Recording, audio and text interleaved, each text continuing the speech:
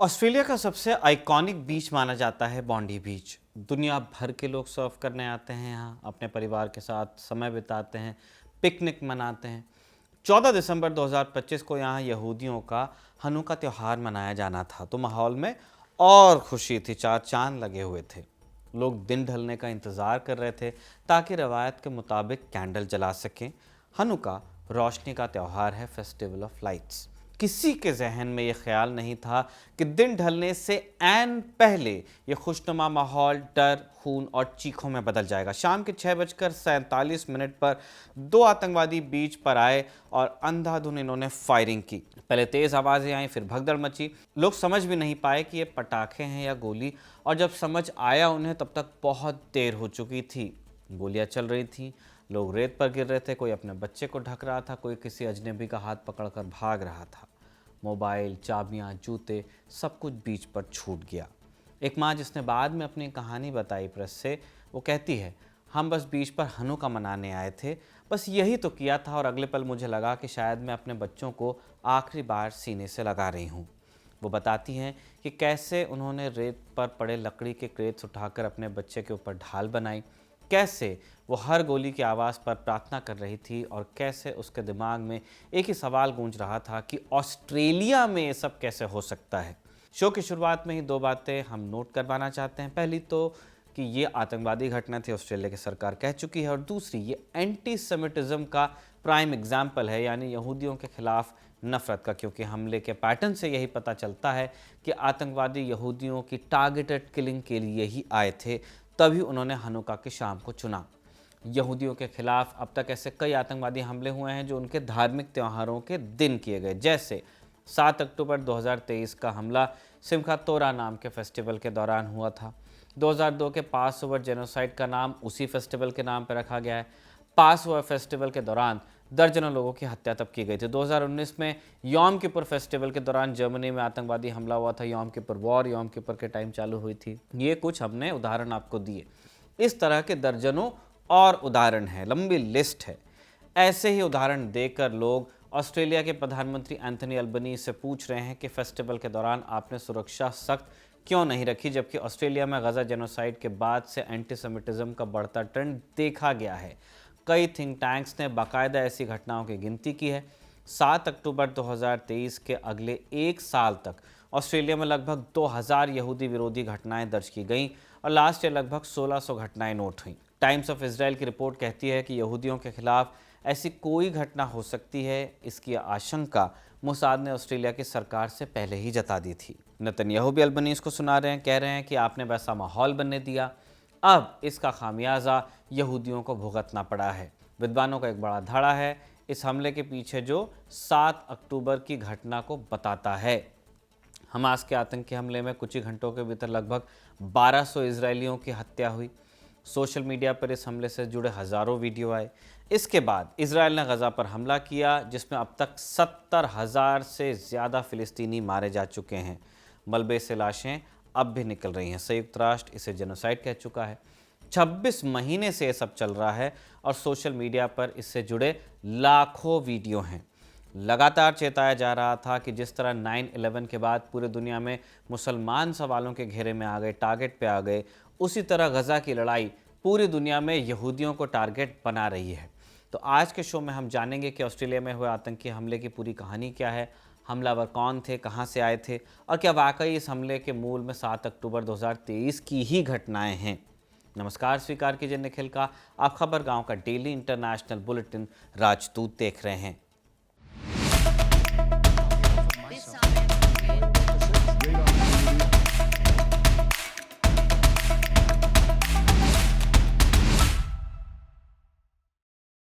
सबसे पहले आप एक आप बीती सुनिए। चवी इजराइल ऑस्ट्रेलिया में रहने वाली एक यहूदी महिला है।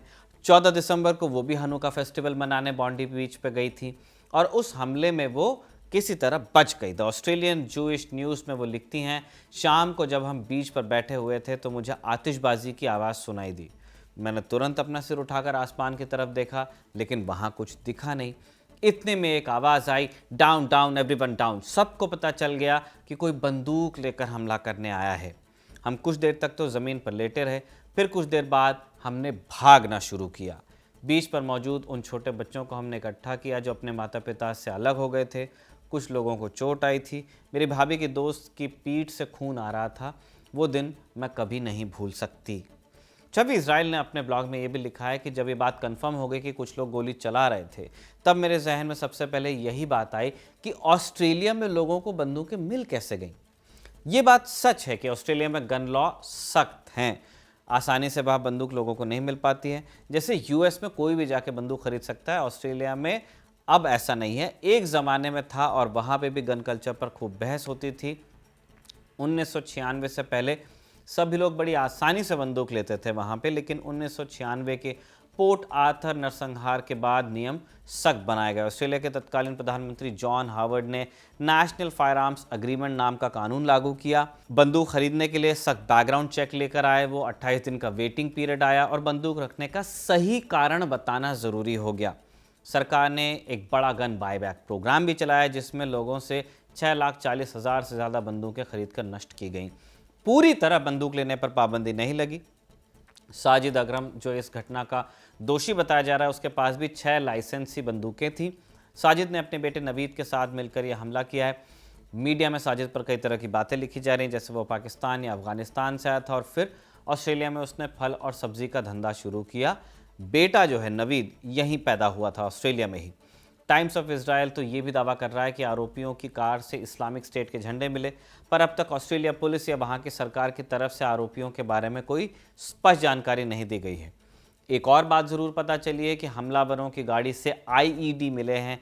इससे यही मालूम चलता है कि उनका प्लान इससे भी कुछ बड़ा और क्रूर करने का था। अब तक हमले में 15 लोगों के मारे जाने की पुष्टि हो चुकी है। इस लिस्ट में 10 साल की एक बच्ची का भी नाम है। 40 से ज़्यादा लोग घायल हैं। हमला क्यों किया गया, इसके पीछे एग्जैक्टली क्या मकसद था, ये सब जांच में सामने आएगा। आधिकारिक तौर पर इस पर ऑस्ट्रेलिया की सरकार ने कुछ नहीं कहा है, पर विद्वान इसके पीछे यहूदियों के खिलाफ बढ़ती नफरत यानी एंटीसेमिटिज्म बताते हैं, जो गजा वॉर के बाद और बढ़ी है। और ये बात सिर्फ ऑस्ट्रेलिया की नहीं है, ये खतरे की घंटी पूरी दुनिया के लिए है। इसे थोड़े विस्तार से समझना होगा। अमेरिका पूरी जंग में इसराइल का सबसे बड़ा समर्थक बना रहा। सबसे ज़्यादा हथियार और पैसा इसराइल को अमेरिका ने ही दिया, ऐतिहासिक रूप से भी देता रहा है। लेकिन उन्हीं अमेरिकी हथियारों से मासूम बच्चों और आम लोगों के मरने के वीडियोस भी आए। नरसंहार को लाइव स्ट्रीम किया गया तो यहीं से विरोध के स्वर भी उठे। सबसे पहले यूनिवर्सिटीज़ में विरोध प्रदर्शन शुरू हुआ अमेरिका की। इन प्रदर्शनों के दौरान भी एंटीसेमिटिक नारे लगे, पोस्टर्स छपे। कहा गया कि इन प्रोटेस्ट को कतर और ईरान से फंड किया गया। प्रोटेस्ट के अलावा ऑनलाइन हेट में भी बहुत बड़ा उछाल आया। कई रिपोर्ट्स कहती हैं कि 2024 में अमेरिका में यहूदियों के खिलाफ नफरत 200% से भी ज़्यादा बढ़ गई। सिनेगॉग पर ग्राफिटी, धमकियां और वैंडलिज्म की घटनाएं दर्ज हुई। न्यूयॉर्क यूनिवर्सिटी लाइब्रेरी में एंटीसेमिटिक और अन्य नफरत भरे ग्राफिटी मिले। यहूदियों को रेस्टोरेंट से निकाला जाने लगा। उन्हें देखकर प्रो फिलिस्तीनी गाने बजाए जाने लगे, उन्हें चिढ़ाया जाने लगा। 9 दिसंबर 2025 की ही घटना है। कैलिफोर्निया के एक हाई स्कूल फुटबॉल फील्ड पर छात्रों ने नाजी पार्टी का सिंबल बना दिया था। फिर उसकी फ़ोटो लेकर सोशल मीडिया पर टिप्पणी की जा रही थी। और अमेरिकी मीडिया में ऐसी घटनाएं भी आपको पढ़ने मिल जाएंगी जब यहूदियों के स्कूल, बिजनेस या सिनेगॉग्स पर बम लगाने की धमकी दी गई, लेकिन ये महज फर्जी कॉल थे जिनका मकसद डराना था, हैरेस करना था। इन सब वजहों से कई यहूदियों ने तो अपनी पहचान छिपानी तक शुरू कर दी कि अगर पब्लिक में पता चल गया कि मैं यहूदी हूँ तो मजाक उड़ सकता है, अनहोनी हो सकती है। अब ये इंडिविजुअल केसेस थे, पर मई 2025 में वाशिंगटन डीसी में 2 यहूदियों की गोली मारकर हत्या कर दी गई। ये हमला राजधानी वाशिंगटन में हुआ था, कैपिटल जूइश म्यूजियम के बाहर, और मरने वाले इजरायली दूतावास में काम करने वाले ही कर्मचारी थे, यहूदी थे। हमलावर ने यह हत्याएं करते समय फ्री पैलेस्टाइन का नारा भी लगाया था। अब ये सब चलता रहा। फिर जब अमेरिका ने ईरान पर हमला किया तो खुद जो डोनाल्ड ट्रंप की पार्टी है उसके अंदर से विरोध शुरू हुआ। मागा का एक धड़ा इसके विरोध में आ गया। कई बड़े इन्फ्लुएंसर्स ट्रंप के विरोध में आए। ये लोग गजा वॉर से पहले इजराइल का समर्थन ही करते थे, लेकिन जब अमेरिका ने उस तबाही में इजराइल का साथ दिया तो ट्रंप के लोगों ने उनका विरोध भी किया। इनमें केडेंस ओवेंस और टकर कार्लसन जैसे लोगों का नाम प्रमुखता से लिया जा सकता है। अगर इन 2 इन्फ्लुएंसर्स की ही बात की जाए तो इनके सोशल मीडिया पर रीच करोड़ों में है। उससे भी ज़्यादा लोग इनके पॉडकास्ट को देखते सुनते हैं। जब इस तरह के प्रोमिनेंट नाम इजराइल की आलोचना करने लगे तो भी एंटीसेमिटिज्म का परसेंटेज कुछ ऊपर गया। यहाँ एक बारीक बात पर गौर करने की ज़रूरत है। कि टकर कार्लसन या कैंडस ओवेंस ने कभी यहूदियों के खिलाफ हिंसा की वकालत नहीं की। उनका विरोध इस बात को लेकर ज़्यादा रहा कि अमेरिका अपने हितों की कीमत पर इजराइल का साथ क्यों दे रहा है, किसी दूसरे की लड़ाई में क्यों पड़ रहा है। लेकिन टकर और कैंडस से इतर मागा के भीतर एक धड़ा है जो यहूदियों और इजराइल से भरपूर नफरत करता है। उनकी बहुत ट्रेडिशनल अंडरस्टैंडिंग है। एक और बात हम साफ करते चले, हम एंटीसेमिटिज्म की बात कर रहे हैं, जूस के खिलाफ नफरत की। इजराइल की आलोचना एंटीसेमिटिज्म नहीं है, जैसा अक्सर लोग दोनों को जोड़ भी देते हैं कि आप इजराइल के खिलाफ कुछ बोल रहे हैं तो यू आर एंटी जू। ऐसे नहीं होता। खैर, ये सब अगर अमेरिका में हो रहा था तो सोचिए कि बाकी दुनिया में क्या हाल रहा होगा, क्योंकि यूएस में यहूदी फिर भी बहुत प्रभावशाली हैं। राजनीति, फिल्म, म्यूजिक, एजुकेशन, बिजनेस, हर जगह उनका बड़ा असर है। फिर भी वहाँ एंटीसेमिटिज्म बढ़ा। अब आइए ऑस्ट्रेलिया, यहाँ भी गज़ा वॉर के बाद एंटीसेमिटिज्म बढ़ा। यहूदी संगठनों के अनुसार पिछले 2 सालों में एंटीसेमिटिक घटनाओं की संख्या रिकॉर्ड स्तर पर पहुँच गई। धमकी, गालियाँ, दीवारों पर नारे, स्कूलों और सिनेगॉग्स के बाहर डर का माहौल। मेलबर्न और सिडनी में ऐसे मामले सामने आए जहां यहूदी संस्थानों के पास विस्फोटक रखने की कोशिश हुई। कहीं कारों पर यहूदी धर्म से जुड़े सिंबल देखकर तोड़फोड़ की गई। कहीं बच्चों के स्कूलों को धमकी भरे ईमेल मिले। और ये सब किसी एक शहर तक सीमित नहीं था, 1 या 2 तक, ये एक पैटर्न था। ऑस्ट्रेलिया में 1,20,000 के करीब यहूदियों की आबादी रहती है। दुनिया के कई देशों के मुकाबले यहाँ यहूदी सेफ महसूस करते हैं, लेकिन ये सब गज़ा वॉर के बाद डर महसूस करने लगे थे। मेलबर्न में 2024 में एक ऑर्थोडॉक्स यहूदी प्रेयर हॉल पर आग लगा दी गई थी जिसमें एक व्यक्ति घायल हुआ था। ये सब मेलबर्न में हुआ, जिसके बाद इजराइल की तरफ से विरोध भी जताया गया था। अगस्त महीने में प्रधानमंत्री एंथनी अल्बनीज ने कुछ घटनाओं के पीछे ईरान का नाम लिया। ऑस्ट्रेलियाई सुरक्षा एजेंसियों ने निष्कर्ष निकाला कि कुछ हमले ईरान के निर्देश पर हुए थे। इसके बाद सरकार ने ईरान के राजदूत को निष्कासित भी किया और Islamic revolutionary guard core IRGC को आतंकवादी संगठन भी घोषित किया। अभी वाले हमले के बाद भी शक की सुई ईरान पर घुमाई जा रही है। कम से कम इजरायली मीडिया में तो ये चर्चा है कि मोसाद ईरानी एंगल की जांच करेगा। खैर, ये सब चल रहा था। फिर 3 अगस्त 2025 को सिडनी में एक प्रो फिलिस्तीन मार्च आयोजित होता है। यह गजा में चल रही जंग को रुकवाने के लिए आयोजित हो रहा था। इसमें 2.5 से 3 लाख लोग जमा हुए। ऑस्ट्रेलिया जैसे मुल्क के लिए बहुत बड़ा नंबर है।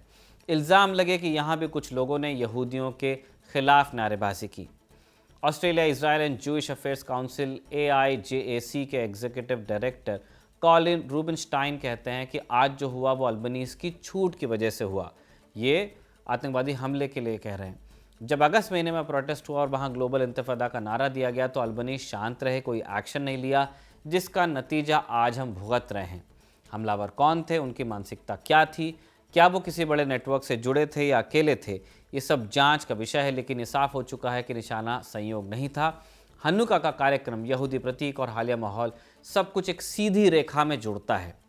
सवाल ये नहीं है कि बॉन्डी बीच पर क्या हुआ, सवाल यह है कि हम अगला बॉन्डी कैसे रोकेंगे। क्योंकि अगर इस नफरत को समय रहते नहीं रोका गया, अगर भाषा और हिंसा के बीच की रेखा को साफ नहीं किया गया, तो रोशनी के त्यौहार बार बार अंधेरे में बदलते रहेंगे और तब हर देश, हर शहर, हर बीच के बॉन्डी बनने का खतरा कायम रहेगा।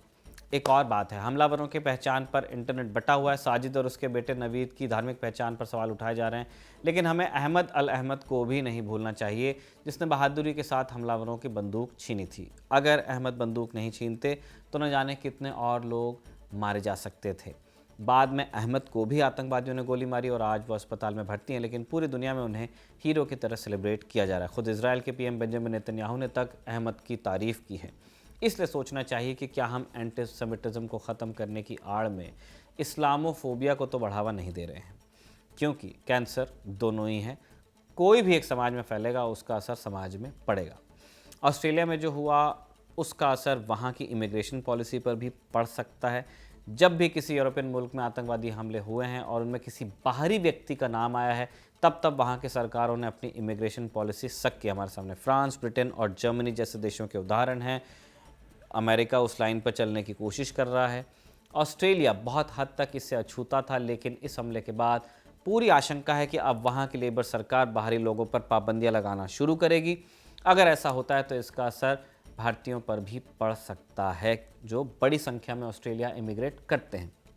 आपका इस विषय पर क्या सोचना है, कमेंट बॉक्स में लिख के बताइएगा। आज का शो साजिद ने लिखा और अयान ने रिकॉर्ड किया। आप देखते रहिए खबर गाँव।